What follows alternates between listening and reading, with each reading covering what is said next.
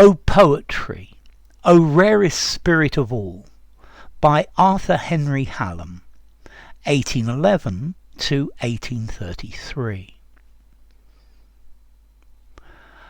O Poetry, O rarest spirit of all that dwell within the compass of the mind, forsake not him who thou of old didst call. Still let me seek thy face, and seeking find. Some years have gone about since I and thou became acquainted first.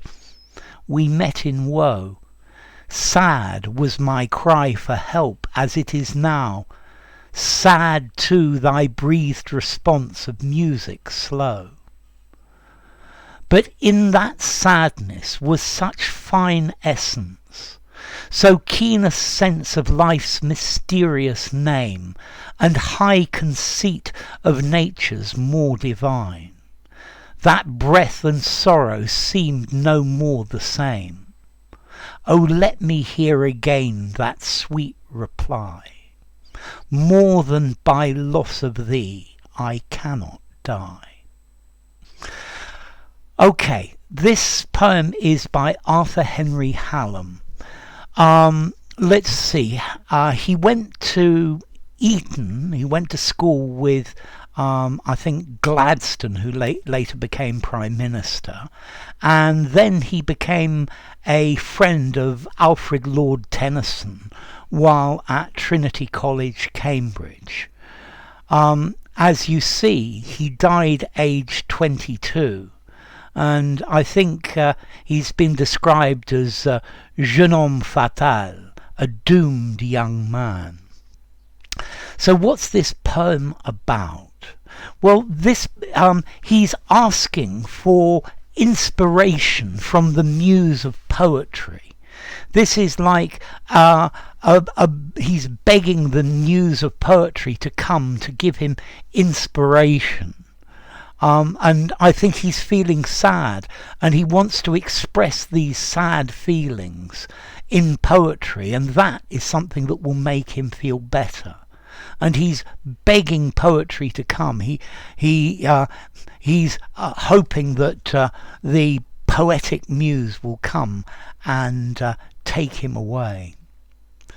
So, O Poetry, rarest spirit of all.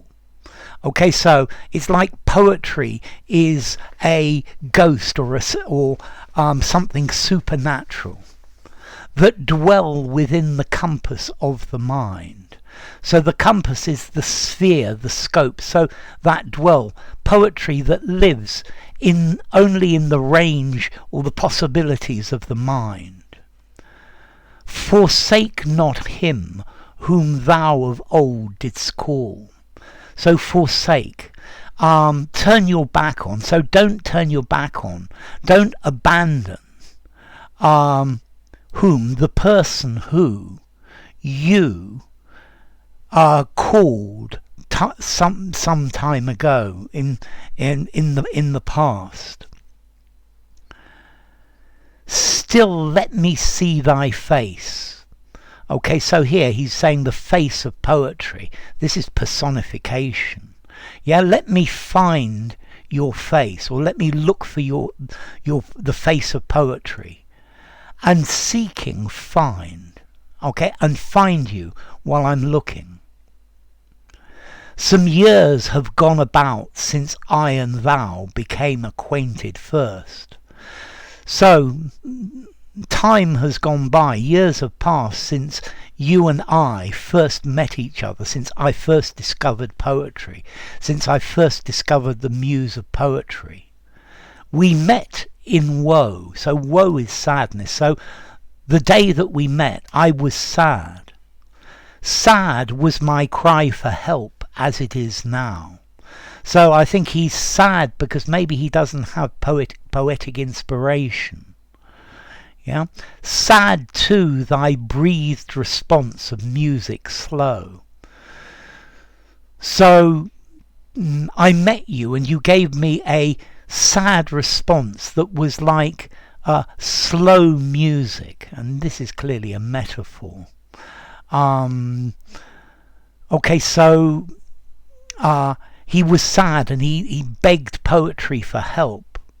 And then poetry slowly came to him. But in that sadness was such essence fine. So the sad reply that you gave to me, or the sad poetry that I wrote on that occasion, was really good quality. It had something inside. It had the spirit of poetry inside. So keen a sense of life's mysterious name. Okay, so this poetry that you inspired me to write has a lot of insight into the mysteries of life. And high conceit of nature's more divine. Here conceit means conception or idea. So you gave my poetry this mysterious insight into life and a higher conception or a higher idea of the most divine, the most godlike things in nature. That breath and sorrow seemed no more the same.